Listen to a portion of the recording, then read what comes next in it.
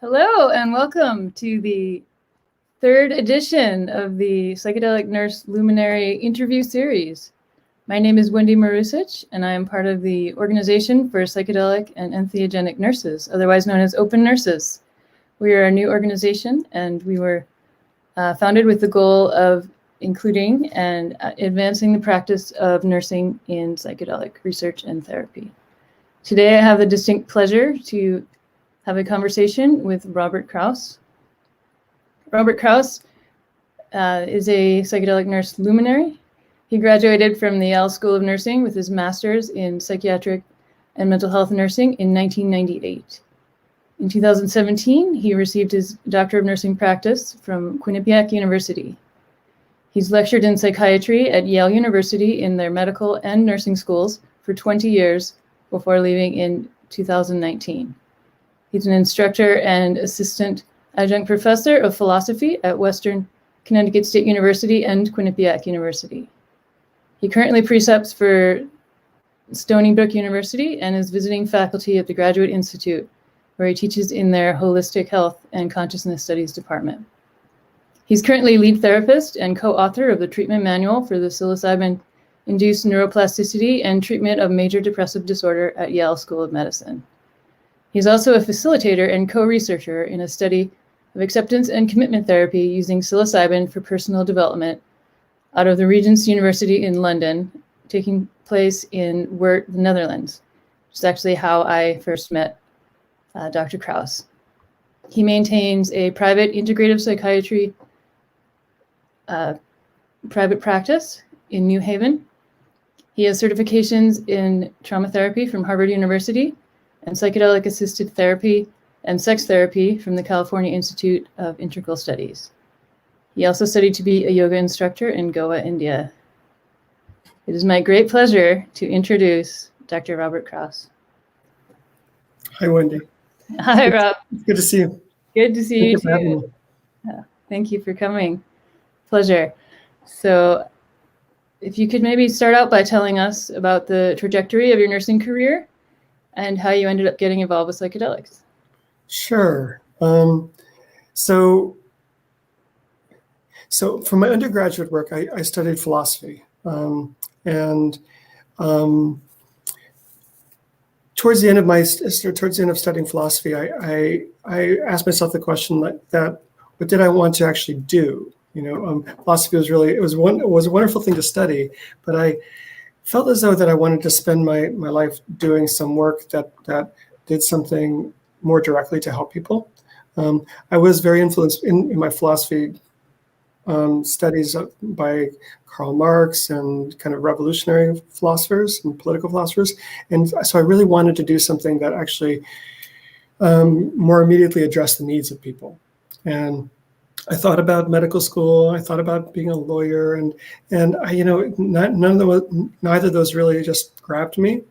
And it was at that time that I considered, maybe I should be a nurse. And the more I thought about it, the more I looked into it, I realized that being a nurse really fit very well what I was called to do. And after a while, it really became clear that it was something of a calling. I actually like that kind of idea of thinking about it. Another thing that happened, though, along the way was that I had a really profound experience when I was in college. Some friends took me to a Grateful Dead show. And the Grateful Dead show, I'd never been to anything like that. I never saw anything like that. It wasn't really even things I was terribly interested in.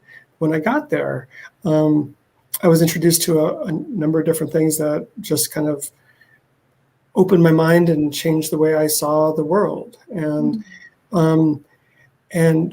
it was that experience that actually not only pushed me more towards nursing, but also towards psychiatric nursing, because I wanted to really have a sense of what I had this intuition that some of the experiences I had were actually very applicable to the way that we suffer, the way that human beings suffer.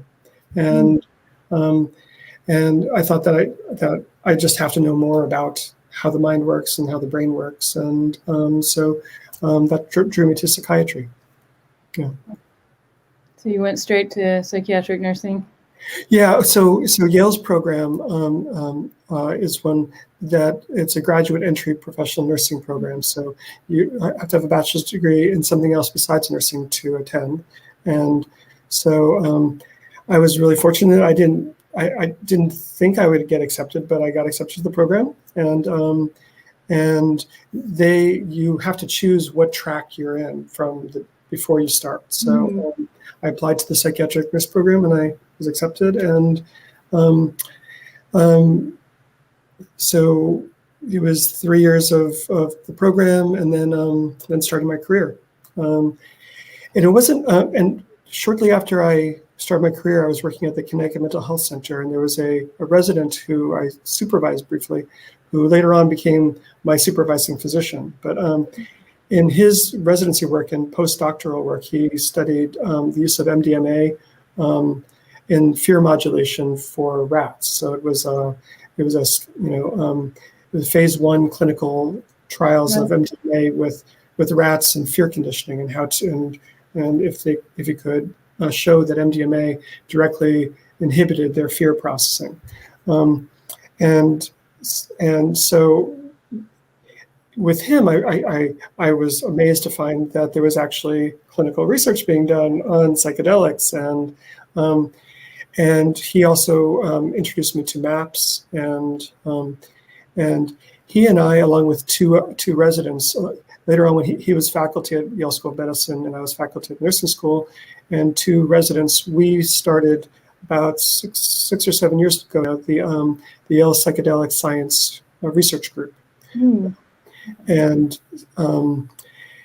shortly after we started that group, Janice Phelps contacted our group and invited us to be part of the first cohort at CIIS and California Institute of Integral Studies.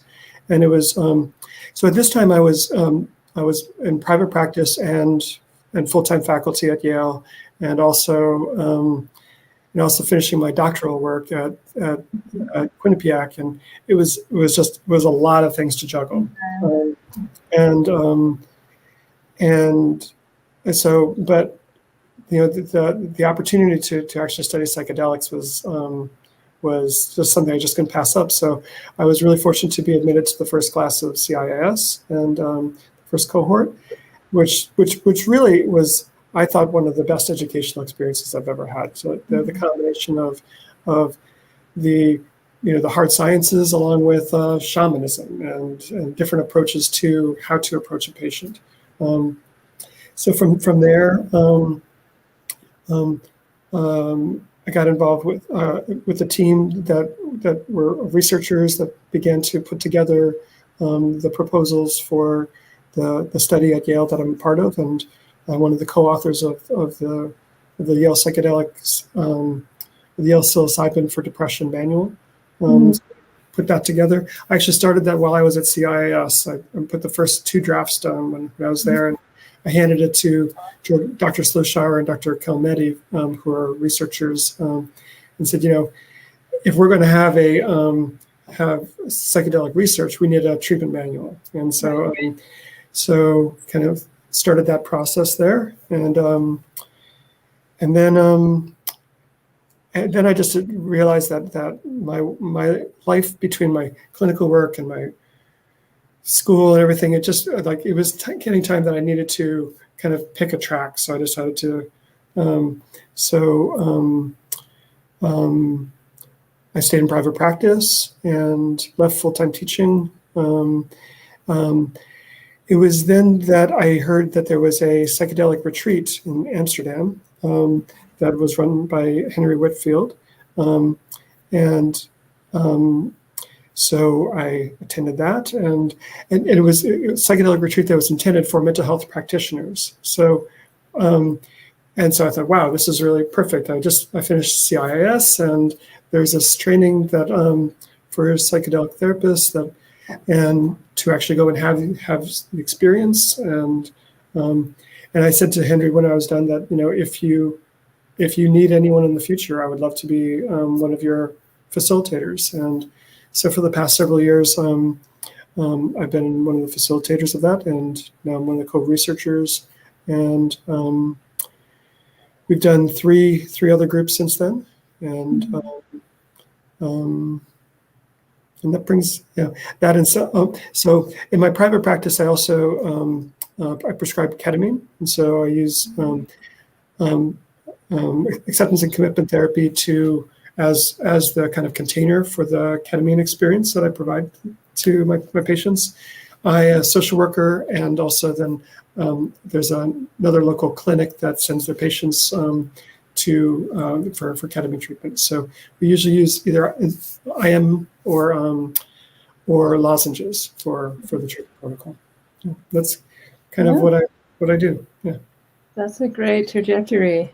I'm currently opening a wellness center with a group. A couple of psychiatrists, a psychologist, a social worker are currently in our group, and we're hopefully this year we'll be up and running. And we're specifically not going to be a ketamine clinic. What we're going to be is a wellness center that offers ketamine, and that also will offer hopefully MDMA and psilocybin when it becomes permitted. And we're going to do it not as a ketamine clinic model where you just give an IV, but really with more of a therapeutic assisted or ketamine assisted therapy model.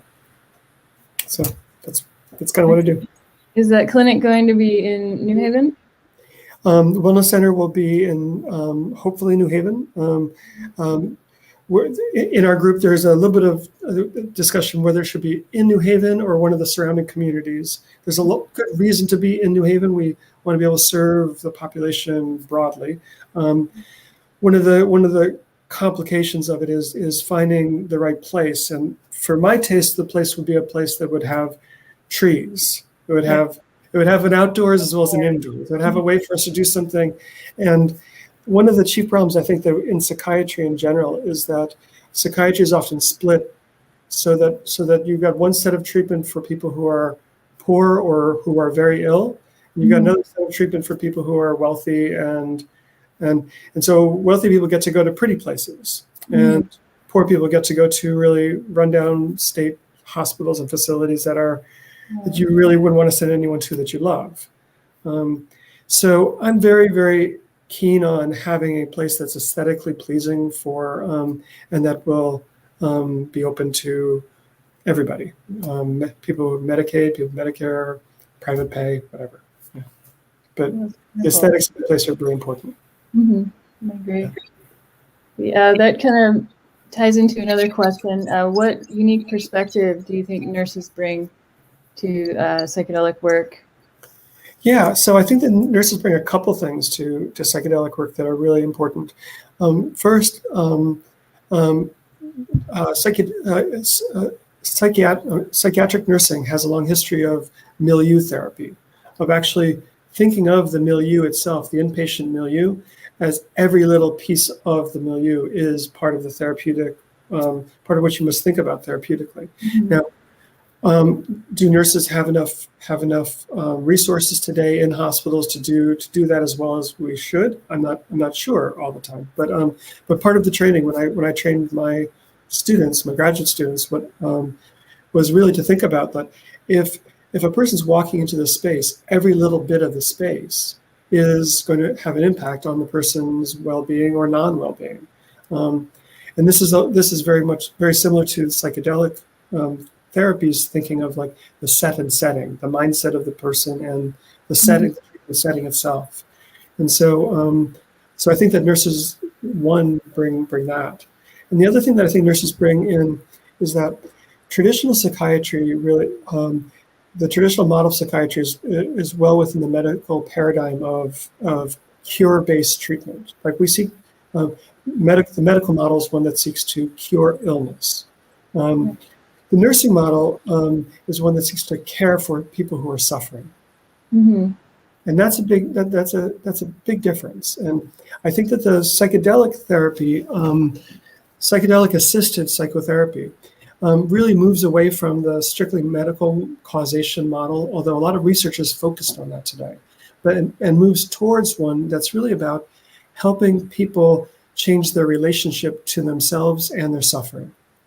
And for that, you're not so much trying to cure depression or cure PTSD, but you're helping the nurse will actually provide care for this person who is suffering, and be able to sit with the person in these moments that they're going to go deep into that suffering, and they're going to be a guide and be able to be present with them, and then work with them as they come through it.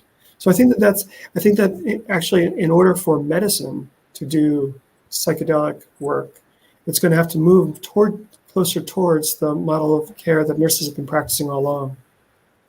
Right. Yeah. Yeah, as a nurse, I wholeheartedly agree. I think that nurses will see that very easily. They'll see like, we're going to provide care to these people. Yeah, that's what you're doing. Look at the entire patient and how it fits more suffering. Right. So along that note, do you ever worry about how to protect your license as a nurse? I don't worry too much about that because everything I do is above board and legal. When I prescribe ketamine, I prescribe it in a legal context. Ketamine is a legal psychedelic to prescribe. When I'm part of the research studies at Yale, when we give psilocybin, we're doing in the context of a legitimate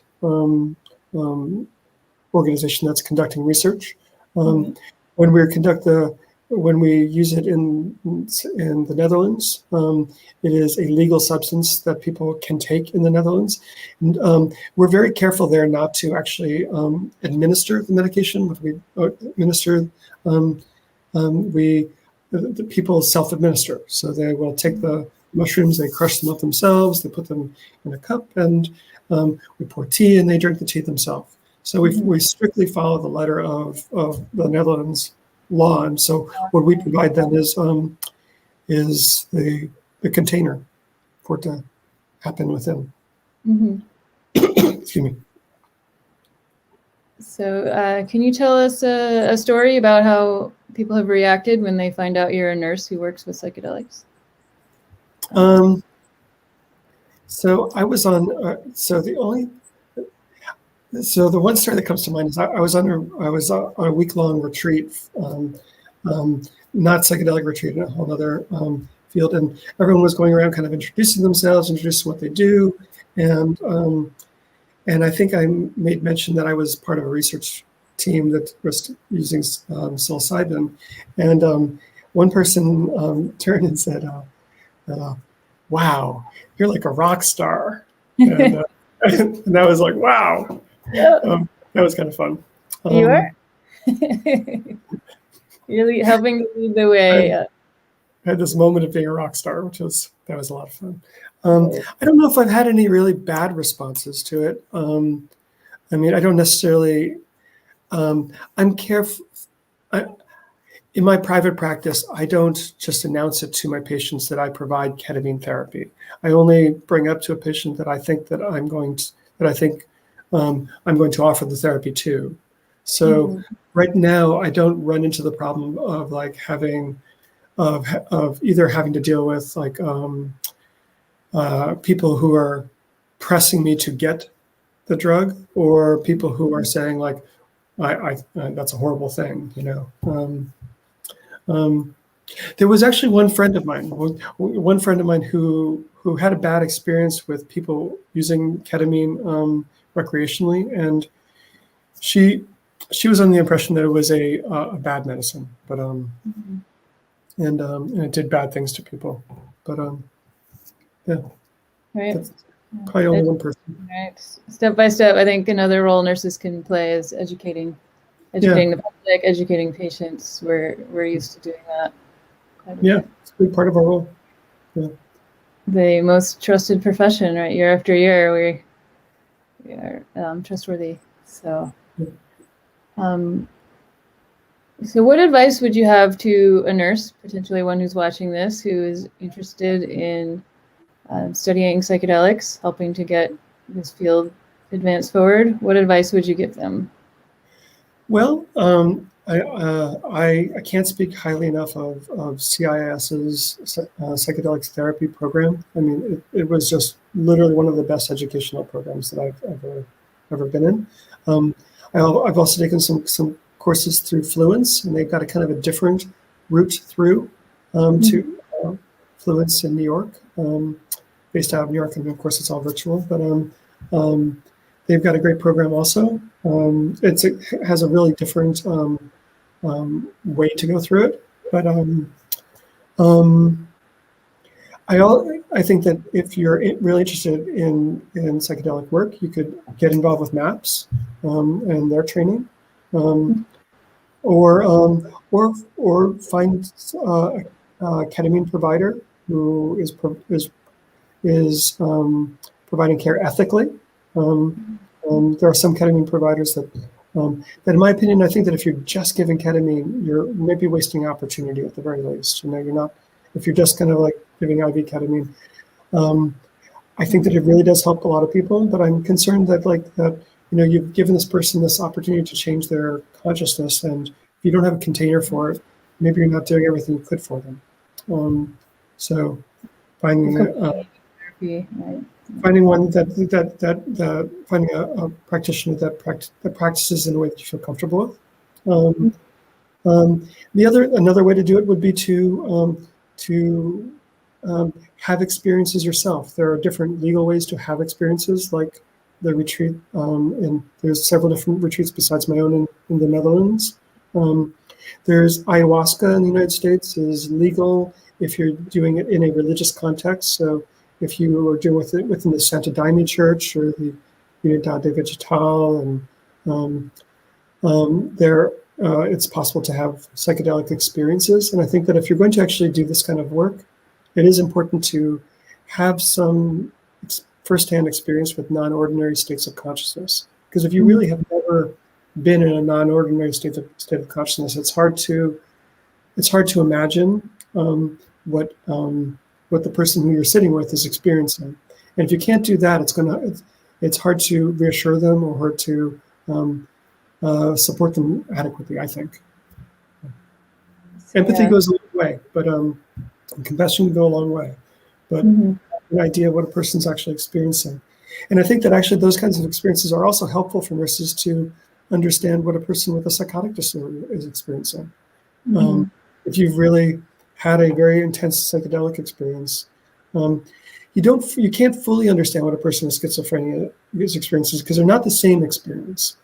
A psychedelic experience lasts 5 hours or 10 hours if it's LSD, but a person with schizophrenia is in a state that's like that potentially for a month or 2 or 3 or for years. So the farther you get from being grounded in everyday reality, the more complex things like delusions can emerge. So I think that it's a window into understanding what psychosis is, but it isn't necessarily the same thing.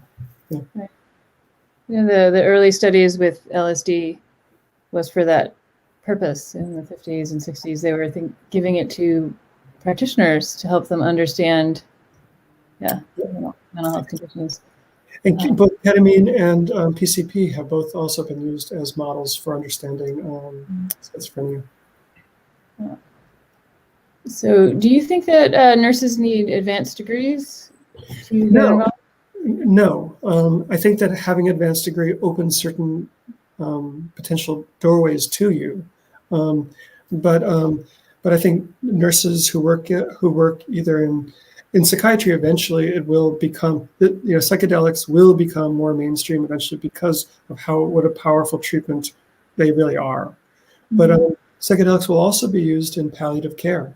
They will be used in different settings. And in all those settings, nurses play a very important role. So it really does behoove nurses and nursing schools to begin to integrate this in the curriculum, because it's such a powerful tool that it's something that will inevitably be important. And the RN level nurse will be really important for administering medication, perhaps sitting with people who are in the states. Perhaps there's a lot that there's a lot of roles that RN level nurses are well suited to. The advanced practice nurses will allow people to have a wider range of possibilities, like being in private practice or in different states, or potentially prescribing the medications and running the therapy setting. But really, the other thing about the psychedelic milieu, as it were, the psychedelic world today is that it's very interdisciplinary and it's very collaborative. So different disciplines really have reason to be part of the conversation of how it's constructed and how it's carried out. Mm-hmm. Yeah. So to circle back, I just want to bring up holotropic breathwork. Yeah. As another option. Breathwork. So all four of us founders of OPENurses all did the CPTR program as well. We were in the second cohort right after you. And because of legal issues, we did holotropic breathwork, which is another way to achieve altered states of consciousness. And I learned how to sit. So, and there's a number of other ways for our listeners. Yeah, there's a number of other ways. If you go to a Vipassana or an intense meditation, week-long meditation of being in silence. If you do sweat lodges, if you there are many different ways to alter our state of consciousness, and psychedelics are one of them. But they're not the only one by far. Yeah. I've heard it said it's a very reliable way to alter your. It is, but it's definitely not the only way. It's a very reliable, and it's a way to do it quickly and efficiently. People can sit for long periods of time meditating, and although any length of meditation is going to alter your state of consciousness somewhat, it may not be as dramatic. But yeah. Right. So, what types of advocacy roles do you see nurses taking in terms of maybe changing laws or policies or harm reduction? Well, right now, I think that one of the most important things for nurses to be aware of and involved with right now is that as psychedelics become legal, that we advocate to make sure that that advanced practice nurses are able to prescribe with the same kind of REMS program that a physician would be. That nurses are counted in the dialogue, that we all have a seat at the table, and that we're actually participating in the conversation through the state license boards and through the FDA and the DEA.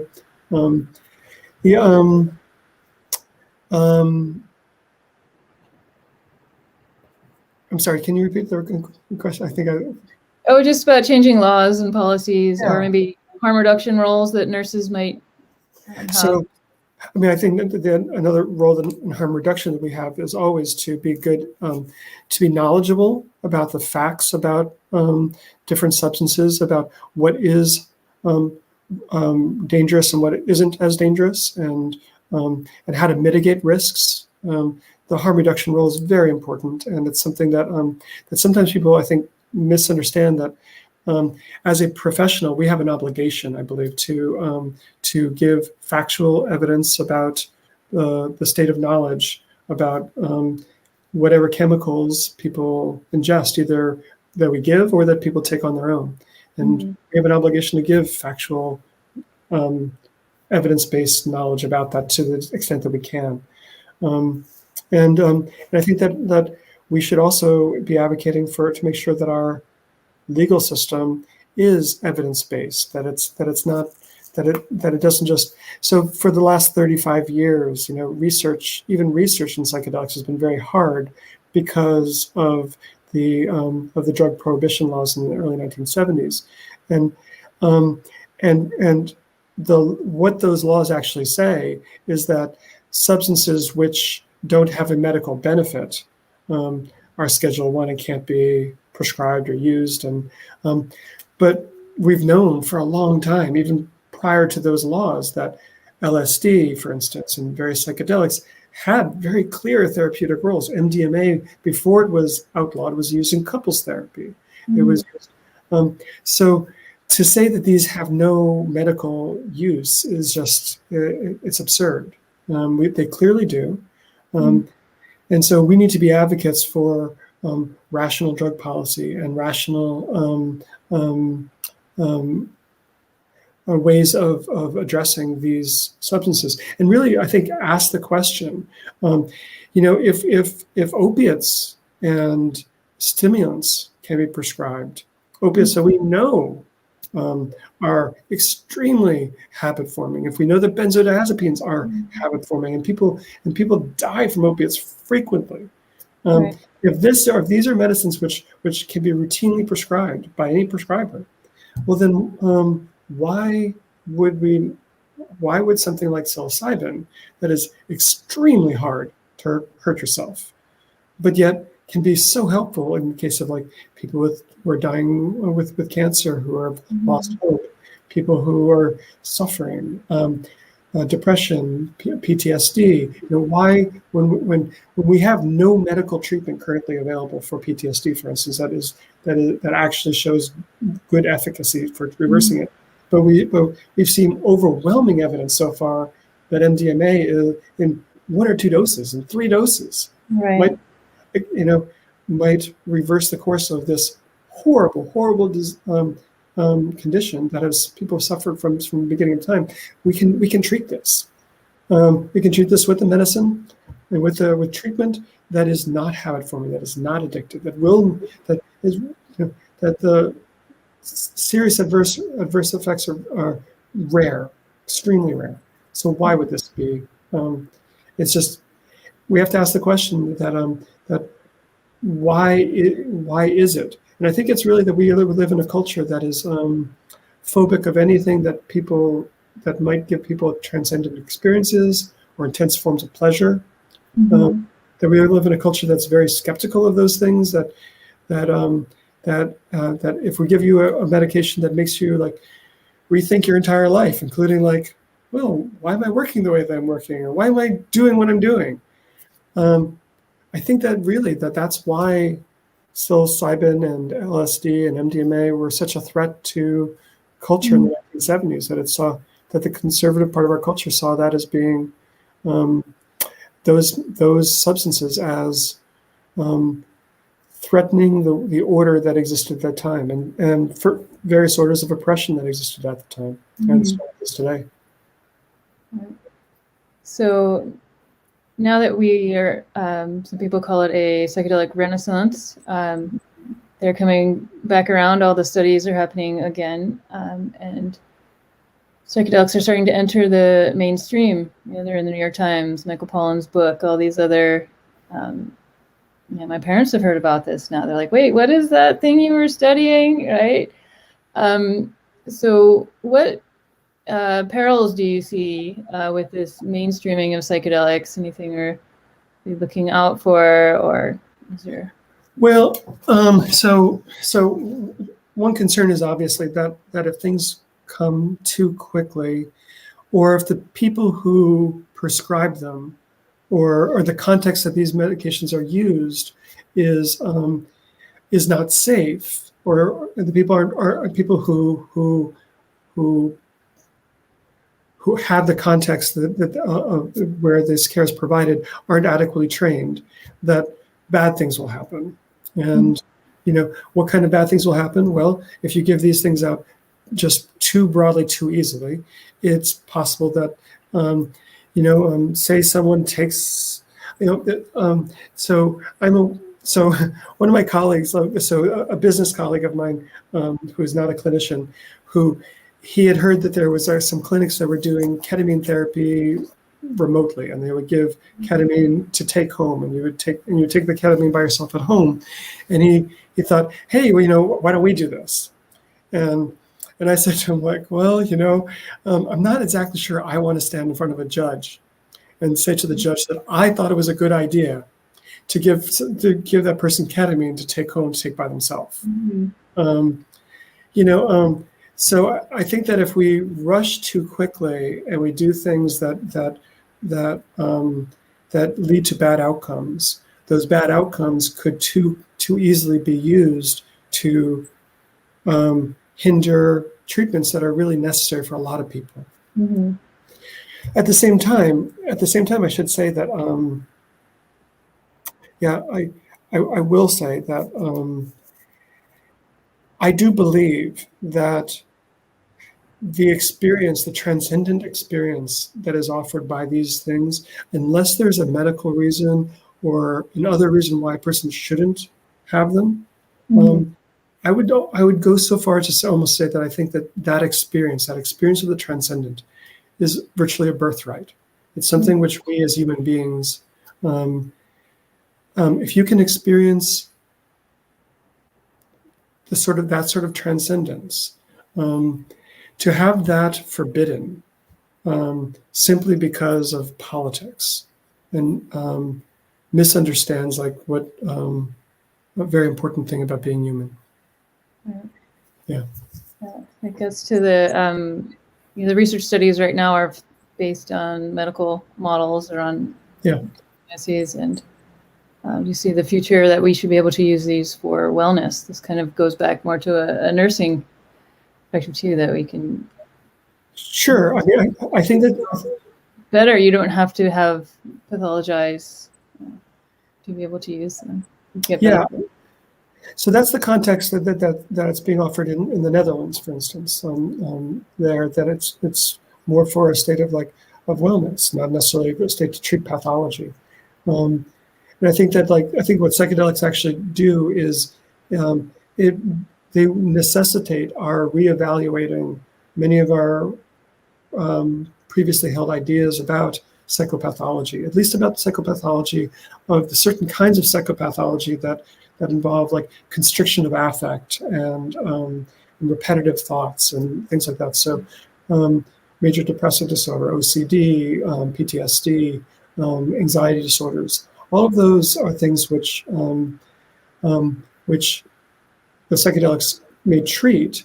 But I think that more broadly what the psychedelics do is they offer opportunity for us to change our relationship to ourselves. And in doing so, it necessitates us rethinking even our idea of those things as pathology. So can you tell me a little more about the study you're doing at Yale? I saw the treatment manual. Yeah. Are you seeing patients yet, or where is this? Yeah, so we're about halfway through with the number of patients that we're looking for. I think that we're past that now. I think we're about up to 12 patients now. We're looking for 18. It's a small study. It is kind of phase 2, phase 3, kind of where what we're doing is we're doing some primary science kind of stuff, which is the primary outcome of the study, looking at neuroplasticity involved with psilocybin. Can we increase neuroplasticity?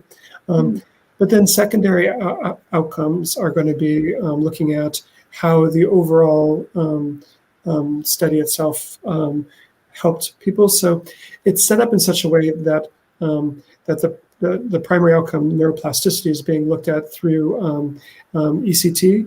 I'm sorry, for EKG. So what we do is we give the person either placebo or the actual medication. After a preparation, and then we help them review, but we're careful about some of the language we use for some of the study reasons. And we give them the second dosing, and the second dosing is again either it's a crossover design, so they either get placebo or the medication. And so they're under both states. And in the in-between times, that's when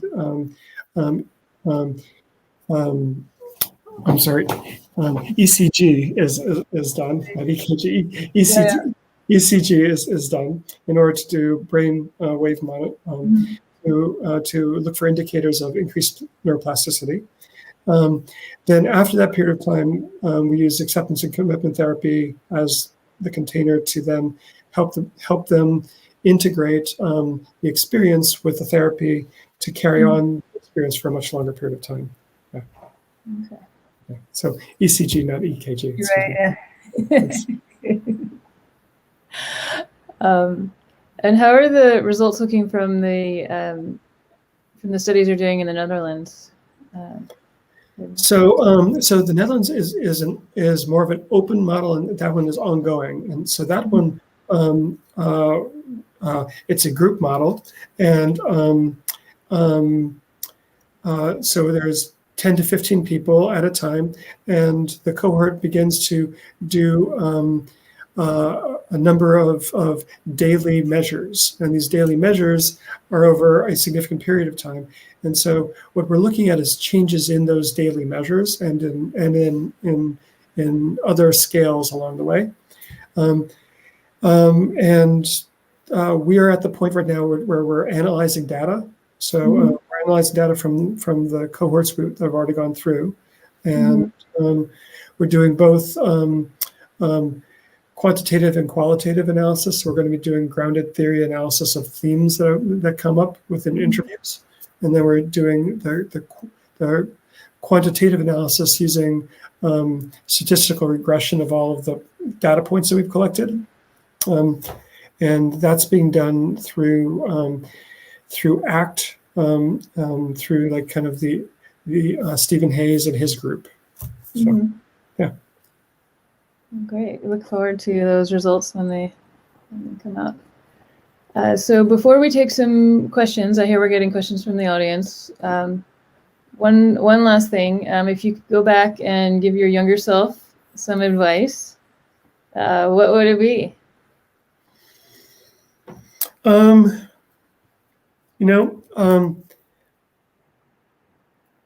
I think I probably would have I'm not one that really looks back and regrets things or looks back and like wants to do things over. But I guess right now, I guess I might have started a PhD instead of a DNP program, and I would have done that earlier on in my career. And knowing that psychedelics would have been something I could have studied, I probably would have made a point and specifically I would, and if any nurses are out there and they want to do a project, like the things that I think would be most interesting for nurses to study right now would be either MDMA or psilocybin in group contexts. And that is because the current way of doing it with basically two therapists and one subject, that is prohibitively expensive. And when we get into practice and we're able to use these medications, that would either mean that insurance companies are going to have to completely rethink the way that they do things, or it would mean that only very wealthy people are going to get this kind of treatment. That, and I believe that the group cohort effect that psychedelics offer is actually incredibly therapeutic. So I think actually the medical practitioners that are just studying the biological way of studying this right now are missing something in how effective these treatments could be. Like imagine having a small trauma group, say 6 soldiers that have come back and are really suffering from PTSD. You take them and you, in a group, do group therapy with them. You do a group administration of MDMA, group therapy afterwards. And now not only do they have the transformative experience, but they've had it together. And they're able to share it together, like we're sharing together, how important that experience was to them. I think there's something that's importantly transformative about that is not it's not going to be captured in the 2-on-1 model. Right. Yeah. Those are very good points about the cost and also just the power of the cohort or having people who have been through this together.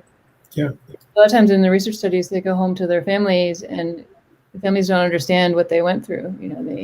Right. I saw an amazing panel discussion on it was a phase 1 psilocybin trial, and based on a news article, the participants in the trial found each other 2 years later and formed their own group to reconnect about what they'd been through because they were all kept anonymous and separate. Yeah.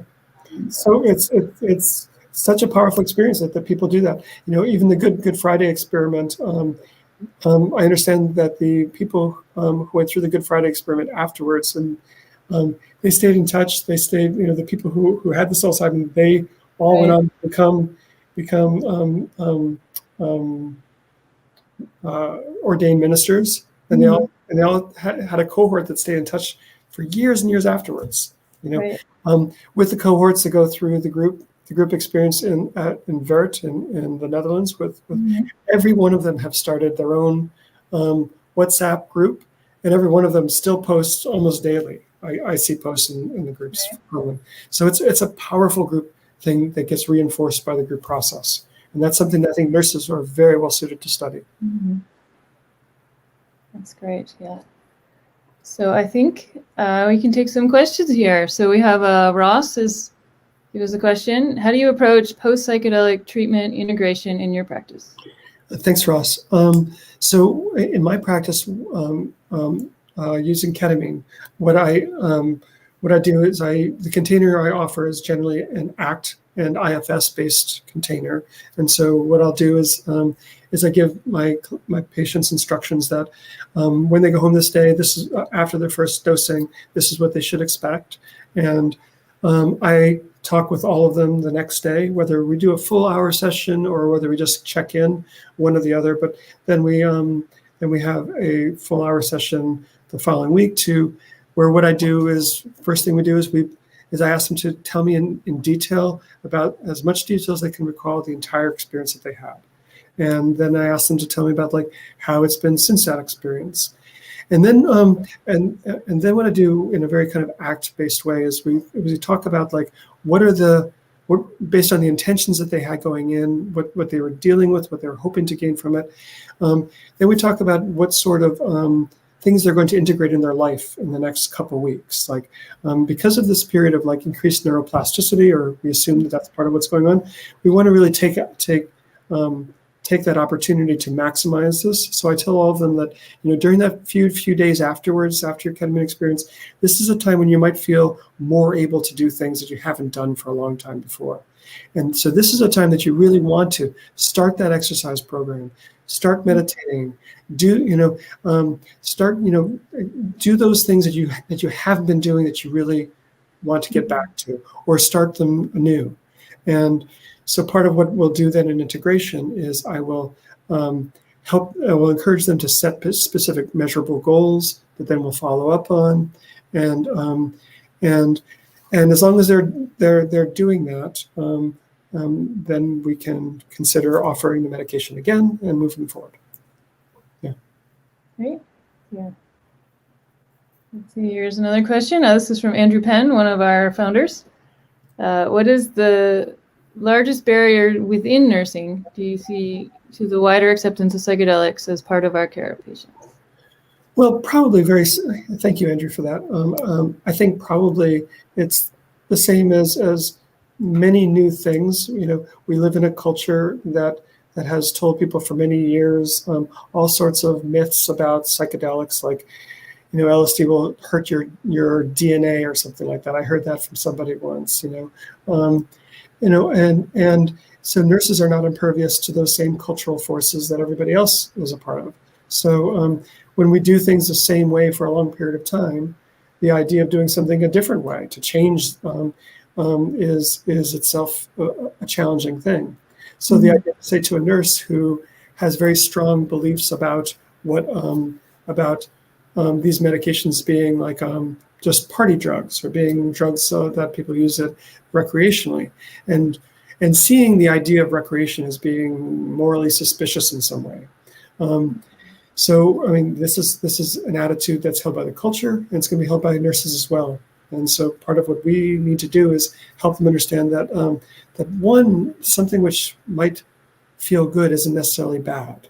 We don't need to look at it morally like that. We can actually just think that making people deal with their things, move forward, and maybe find beauty and at the same time is okay. It's okay to do that. Yeah. Thank you.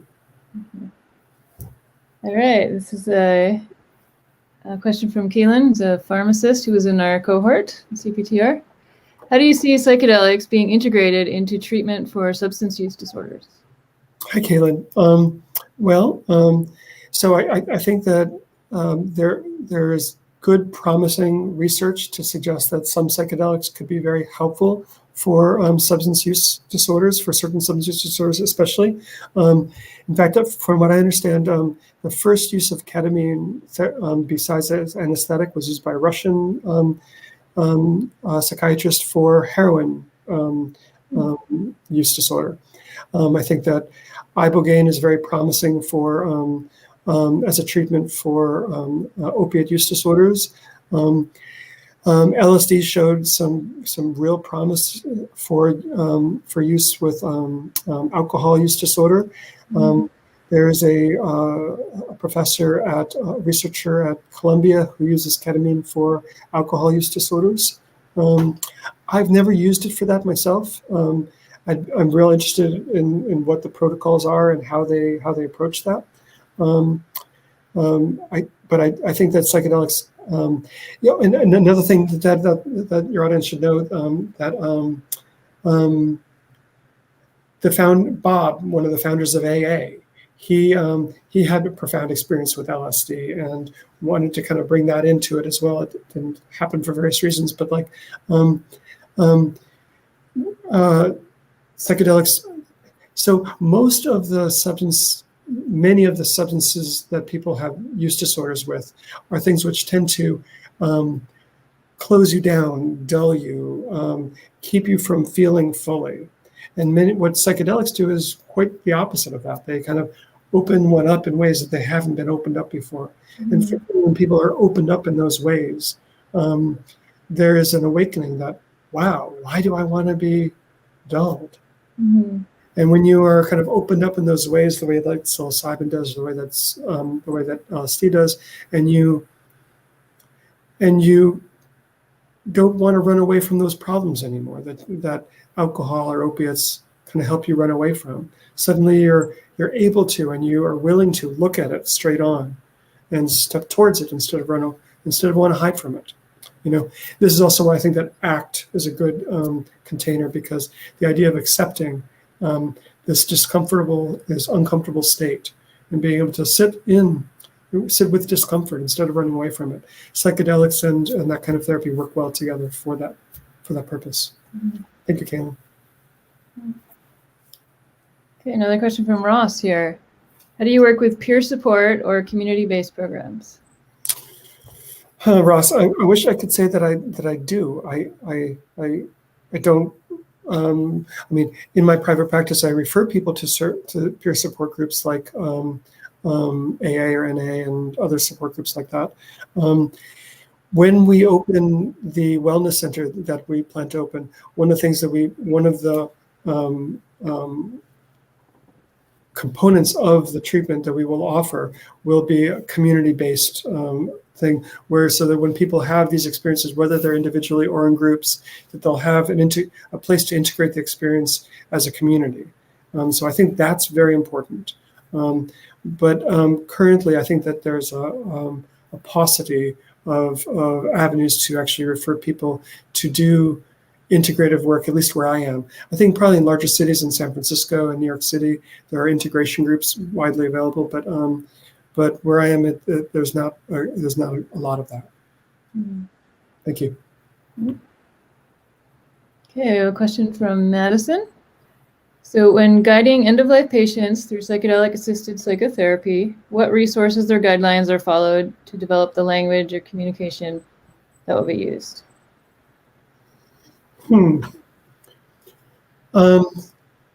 So I think that it would be very important when doing end-of-life care that the therapist involved engages with the patient in such a way that they are able to help them frame the experience as being one that's going to help them,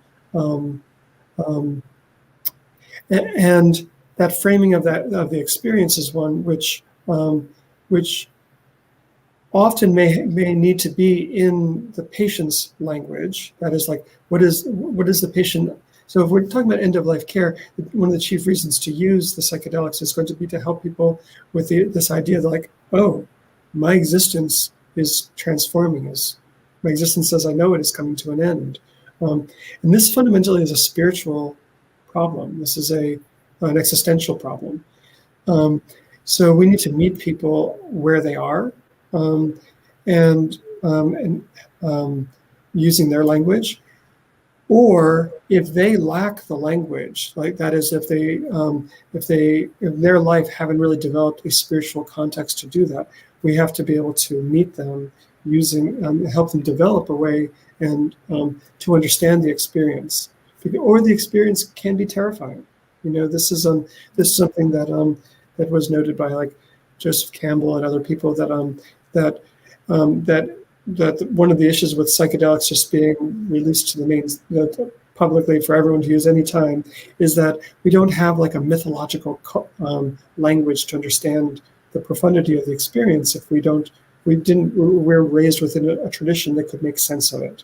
The thing about like traditional cultures, they had a mythological or a religious or spiritual context to understand what was happening.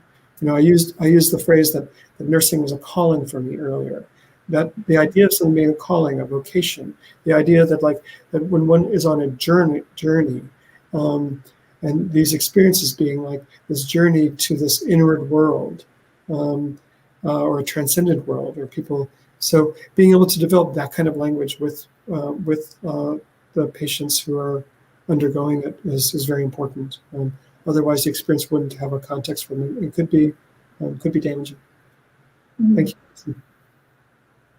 So yeah, Madison, I would encourage you to look at the NYU and Johns Hopkins studies to using psilocybin. Yeah, definitely. Yeah, okay, we have a question from Pika. Are there any studies ongoing regarding neuroplasticity and psychedelics with TBI patients? Not that I'm aware of.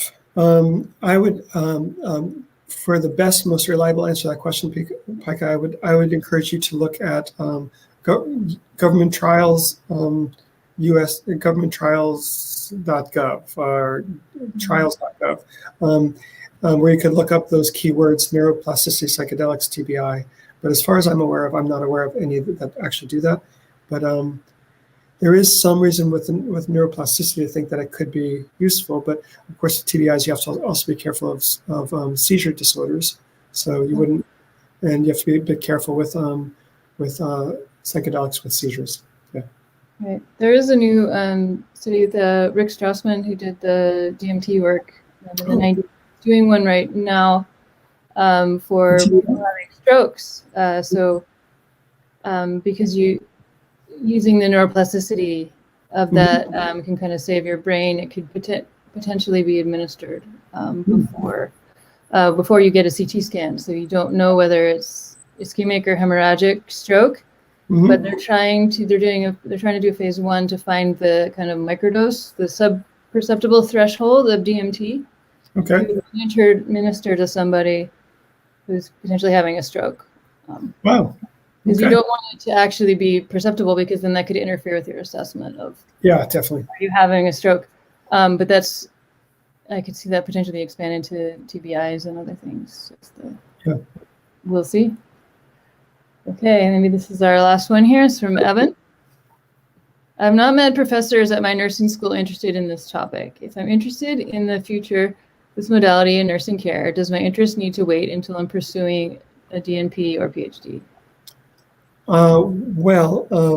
So I guess, Evan, one thing I'd like to, are you in undergraduate nursing, an RN program? Or are you an MSN program? Sounds like it, yeah. RN, yeah.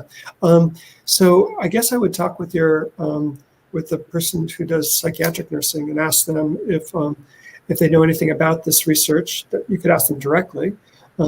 Specifically, you might ask them. I would assume that most should know about ketamine research. So that's both legal and available and being conducted. So hopefully they would have some knowledge about that. Otherwise, does it need to wait? Well, other things that you could do is you can educate yourself, and you can also look to both online training programs, and I would look at MAPS to, specifically like the Zendo project, that would be another way to do it before you graduate, to look into it. So, yeah. Thank you, Evan. All right. Okay. Oh, he's master's entry, yeah. So. Okay. Yeah, there's plenty of places to volunteer, and also a lot of ketamine clinics are looking to hire nurses, just RN level nurses, to be able to administer. Because if someone else could have prescribed it, but then there's only therapists at the clinic, they need an RN, so you can get some experience that way too. Yep. All right, so I think it's about 6 o'clock now, or later where you are. But thank you so much, Rob, for coming to talk with us. Thank you, Wendy. I really loved it. Thank you for having me. Thank you. And everyone, be sure to check out the OPENurses website. We have a Facebook group that's pretty active. You can also find out opportunities about education there.